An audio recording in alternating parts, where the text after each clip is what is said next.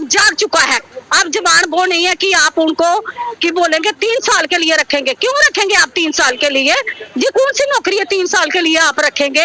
और जिन लोगों को आपने जो पूरे इंडिया में होमगार्ड है, तो उसके लिए हमारे माननीय गृह मंत्री जी ने पहले 2022 में भी एक हरियाणा के अंदर मीटिंग की थी, जिसमें बोला था होमगार्ड को, नेशनल होमगार्ड को हम एक मॉडर्न होमगार्ड बनाया जाएगा। लेकिन मॉडर्न होमगार्ड बनाने के बाद आई 19 साल के बाद पहला अधिवेशन एक गुजरात के अंदर हुआ, बहुत बड़ा, क्योंकि हर स्टेट से गवर्नमेंट पे दबाव पड़ रहा था, चाहे वो कोर्ट थी, चाहे वो सुप्रीम कोर्ट थी, चाहे वो जवानों के हित पे थे, चाहे स्टेट गवर्नमेंटों का दबाव था, एक सेंट्रल गवर्नमेंट। लेकिन सेंट्रल गवर्नमेंट ने 19 साल के बाद जो हरियाणा के अंदर हमारे गृह मंत्री जी ने एक मीटिंग की 22 और 23 अक्टूबर में। लेकिन मीटिंग की अच्छी बात है कि हमने सोचा कि हमारे हित में मीटिंग होगी, जवानों के हित में, तो जवानों को बहुत उम्मीदें थी कि एक गृह मंत्री कुछ भी कर सकते हैं। और उन्होंने कुछ बातें पॉजिटिव की और कुछ नेगेटिव की है, जिससे कि जवानों में बहुत रोष है इस वक्त। आप देखो, एक मंत्री 5 साल के लिए आता है, उसको आप पूरी सुविधा देते हैं, वो भी एक देश सेवा के लिए आता है एज ए पब्लिक सर्वेंट 5 साल के लिए, उसको आप पेंशन भी दे रहे हो, पूरी facility, high facility, VIP treatment, हर चीज, क्योंकि वो एक पब्लिक सर्वेंट है। गवर्नमेंट, हम और आप लोगों ने उनको बिठाया है।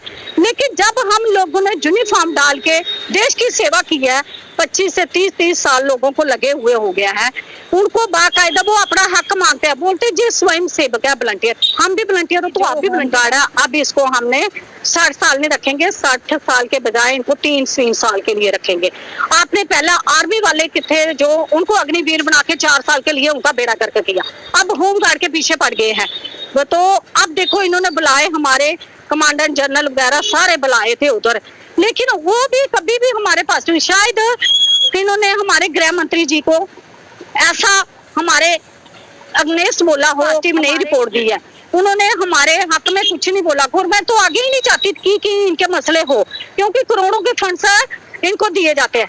जब हम लोग 3 साल के लिए आए हैं, तो आपको पेंशन तो हमें कोई जरूरत नहीं है कि 60 साल रहने की। हम भी बोलते हैं 3 साल 5 साल जो आप दे रहे हो, तो फिर इसमें पेंशन और बेनिफिट दो। अगर आपको 5 साल के बाद VIP ट्रीटमेंट मिल रहा है, सब कुछ मिला है, पेंशन भी मिल रही है, तो फिर जवान जो बेल्ट फोर्स बांध के एक रिस्क ड्यूटी करता है, चाहे बॉर्डरों को चाहे कुछ, तो हम आपके मीडिया के थ्रू MHA को और गृह मंत्री जी से, जितने भी हमारे हैं गृह मंत्री जी से हमें बहुत सी उम्मीदें थी, हम उनसे रिक्वेस्ट करते हैं, सर जवान कुछ नहीं मांग रहा, वो 60 साल अपनी पूरी नौकरी मांग रहा है, और 60 साल के बाद उनको जो बाकी को बेनिफिट मिलते हैं वो मिलने चाहिए।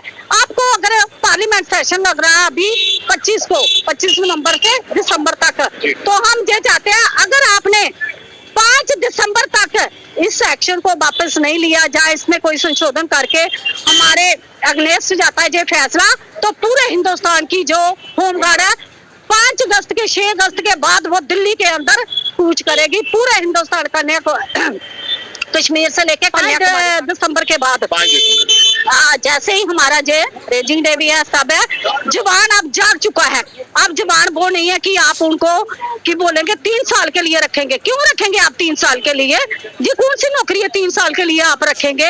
और जिन लोगों को बेचारे 25-25, 20-20 साल, 10-10 साल उन्होंने नौकरी की, आपने उनको महकमे से बाहर किया। जम्मू कश्मीर में तो बेड़ा ही गर्क किया ना, वो तो इधर कोई सुनता ही नहीं है। हम इतनी बार LG सर को भी के जवान हर स्टेट के हैं, तो उनका भी फर्ज बनता है कि हमारा मसला पार्लियामेंट के अंदर, के बाद हम कुछ बड़ा करने वाले हैं दिल्ली के अंदर, वो एक जवान जागरूक होगा।